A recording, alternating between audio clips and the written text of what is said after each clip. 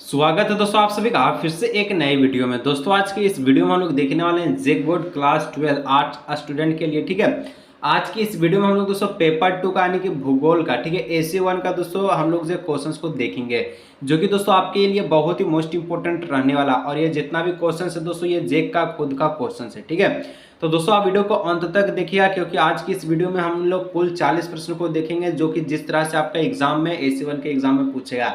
AC1 कहने का मतलब है हाफ ईयरली एग्जाम, अर्धवार्षिक बोर्ड परीक्षा में। ठीक है, तो चलिए दोस्तों बिना देरी का वीडियो को शुरू करते हैं। ठीक है, और वीडियो पर आप शुरू से लेकर अंत तक बने रहिएगा। सब्सक्राइब नहीं किए हैं तो चैनल को सब्सक्राइब जरूर से कर लीजिए। ठीक है, चलिए वीडियो को शुरू करते हैं। तो चलिए दोस्तों बिना देरी के वीडियो को शुरू करते हैं। ठीक है, जिसमें दोस्तों आपको मैं बता दूं कि जिस प्रकार से यहाँ पर आप क्वेश्चंस देखेंगे, इसी प्रकार का क्वेश्चंस AC1 के एग्जाम में पूछा जाएगा अर्धवार्षिक परीक्षा में। ठीक है, जो कि बोर्ड पेपर की तरह ही रहेगा और ये क्वेश्चन जेक की ओर से रहेगा। ठीक है, जो कि पहला क्वेश्चन है क्या है, देखिए सबसे पहले यहाँ पर इंग्लिश में, ठीक है, और नीचे हिंदी में। तो दोनों प्रकार का क्वेश्चंस का टाइप आपको एग्जाम में रहेगा इसी प्रकार का हूबहू। ठीक है, तो सबसे पहले दोस्तों यहाँ पर जो पहला प्रश्न कहता है एंथ्रोपोजियोग्राफिक, ठीक है, लिखी किसने, यानी कि किसने लिखी।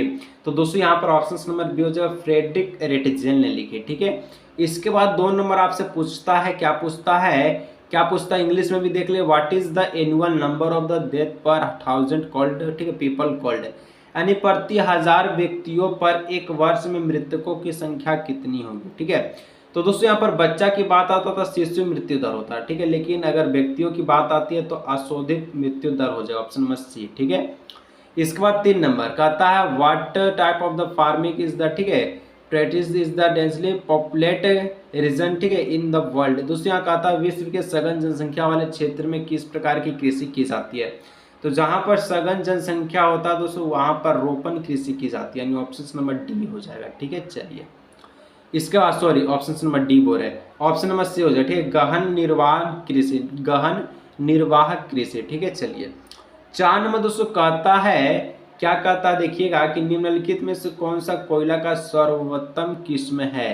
दोस्तों कोयला का सर्वोत्तम किस्म कौन हो जाएगा, ठीक है, सबसे अच्छा, ठीक है, प्रकार बात की जाए तो दोस्तों 4 का ऑप्शन नंबर ए हो जाएगा एंथ्रोसाइट। ठीक है, एंथ्रोसाइट, चलिए एंथ्रेसाइट।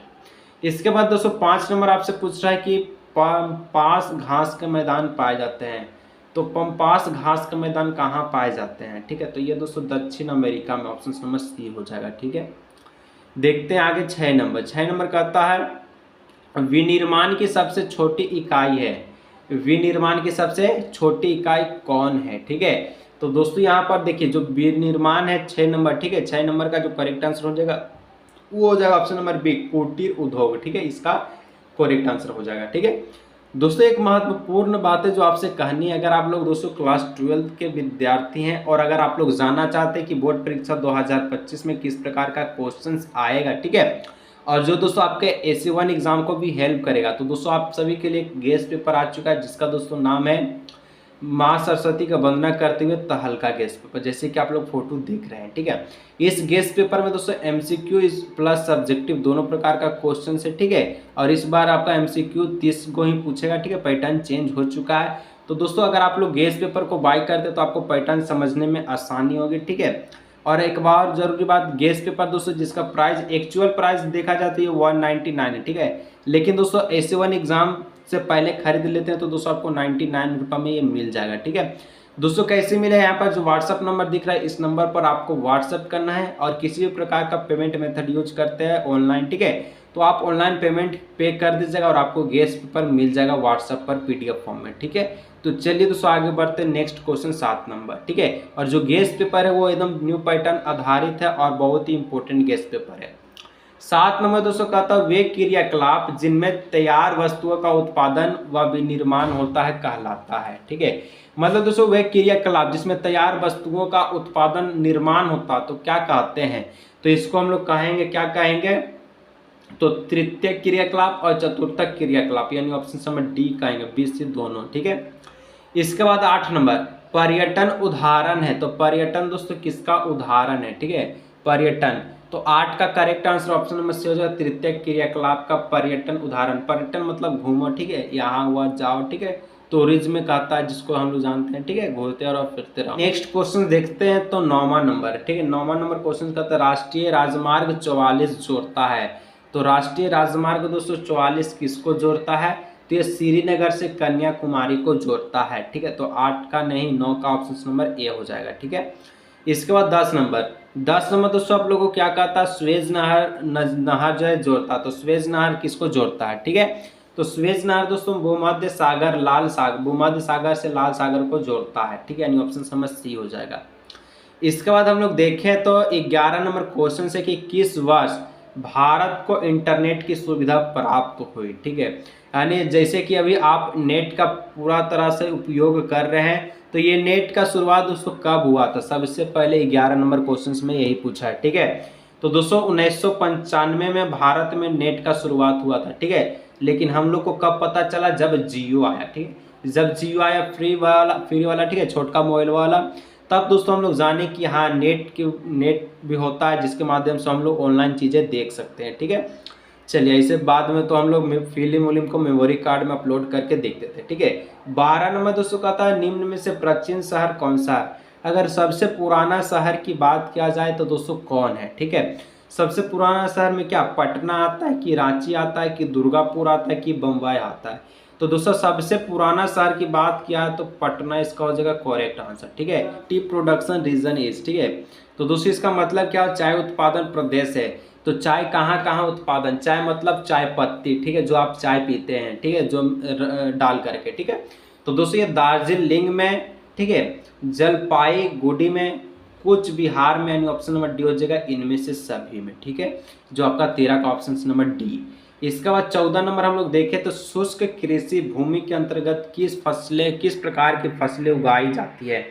दोस्तों गर्म जो कृषि होता है, ठीक है, उसमें दोस्तों किस प्रकार का फसल को उगाया जाता है? तो 14 का ऑप्शन नंबर दोस्तों बाजरा, यानी कि सी ऑप्शन इसका हो जाएगा करेक्ट आंसर। ठीक है, चलिए इसके बाद 15 नंबर हम लोग देखें तो निम्नलिखित में से कौन से कार्यक्रम जल संभर विकास परियोजना से संबंधित है? कौन सा कार्यक्रम जल संभर का, ठीक है, विकास परियोजना से संबंधित है? तो दोस्तों 15 का ऑप्शन नंबर का दिया हरियाणा परियोजना, नीरो मेरो, ठीक है, अरवारी पानी सांसद, ऑप्शन नंबर डी इनमें से सब है। ठीक है, चलिए क्वेश्चन नंबर 16 हम लोग देखें तो 16 नंबर दोस्तों आपसे कहता है, क्या कहता है कि भारत के किस राज्य में नोवामुड्डी तथा गोवा खदानें स्थित है? ठीक है, तो भारत के कौन से राज्य में नोवामुड्डी और गोवा खदाना स्थित है? तो 16 का जो correct answer option number C हो जाएगा झारखंड में। ठीक है, नोवामुड्डी कहाँ है? झारखंड में। ठीक है, 17 नंबर हम लोग देखें तो हजीरा, ठीक है, हजीरा विजयपुर जगदीशपुर संबंधित है। तो हजीरा विजयपुर जगदीशपुर किससे संबंधित है? दोस्तों ये क्वेश्चन आपसे पूछा जा रहा है। ठीक है, तो दोस्तों यहाँ पर क्या है इसका हो जाएगा, तो 16 हो गया। 17 का नेक्स्ट आंसर जो है गैस पाइपलाइन से हजरा विजयपुर जगदीशपुर को जोड़ा जाता है। ठीक है, 18 नंबर हम लोग देखें, कहता है किस देश की सहायता से बोकारो इस्पात संयंत्र की स्थापना की गई? ठीक है, तो दोस्तों 18 का जो ऑप्शन नंबर हो जाएगा सोवियत संघ से जो है बोकारो इस्पात संयंत्र की स्थापना की गई थी। ठीक है, चलिए 19 नंबर हम लोग देखें दोस्तों, कहता है दक्षिण भारत का मैनचेस्टर किसे कहा जाता है? तो दक्षिण भारत का दोस्तों मैनचेस्टर किसे कहा जाता है? ये क्वेश्चन पूछ रहा है। ठीक है, तो इसका दोस्तों ऑप्शन नंबर ए हो जाए कोयम, ठीक है, कोयम्बटूर। ठीक है, चलिए इसके बाद 20 नंबर हम लोग देखें तो पर्वतीय क्षेत्रों में किस प्रकार के अधिवास पाए जाते हैं? पर्वत के जो क्षेत्र होते हैं उसमें किस प्रकार से अधिवास पाया जाता है? ठीक है, तो दोस्तों इसका जो करेक्ट आंसर हो जाएगा सीढ़ीदार। ठीक है, किस प्रकार से? सीढ़ीदार। आप लोग जानते हैं पर्वत में जो अधिवास पाए जाते हैं वो सीढ़ीदार में, क्योंकि अगर सीधा रहेगा तो वो गिर जाएगा। ठीक है, चलिए समतल रहेगा तो कोई चढ़ ही नहीं पाएगा। ठीक है, इस प्रकार से। इसके बाद दोस्तों 21 नंबर देखें, भारत में कितने राज्य हैं?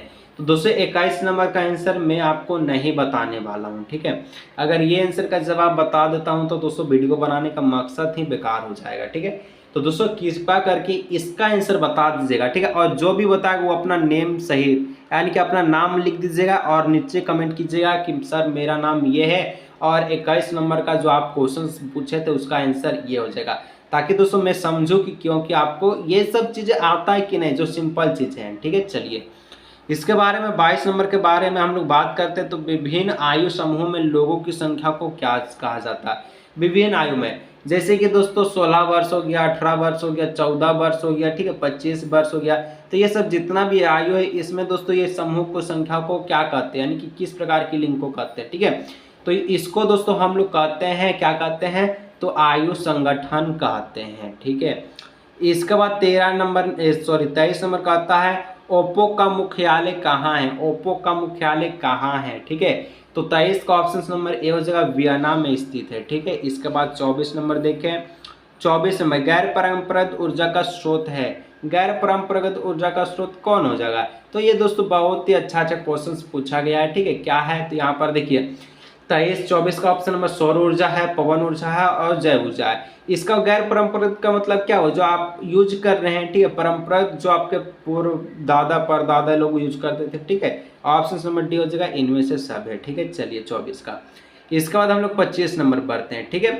और फिर से दोस्तों आपको बोलना का प्रयास करूंगा, 12 के विद्यार्थी हैं तो गेस्ट पेपर बाई करना चाहते हैं, जो कि माँ सरस्वती की वंदना करते हुए बनाया गया, जिसका नाम तालका गेस्ट पेपर है। प्राइस दोस्तों यहाँ पर मिनिमम फी रखा गया, ठीक है। 199 को छोड़ करके 99, जिसमें दोस्तों ऑब्जेक्टिव प्लस ऑब्जेक्टिव दोनों है। हर एक प्रकार का क्वेश्चन इसमें मिलेगा, सिलेक्टेड क्वेश्चंस, ठीक है, पीवाईक्यू के रूप में, ठीक है। और आपका जो important question all of mix रहेगा दोस्तों, जो आपको बोर्ड एग्जाम का पैटर्न समझने में आसानी होगा, ठीक है।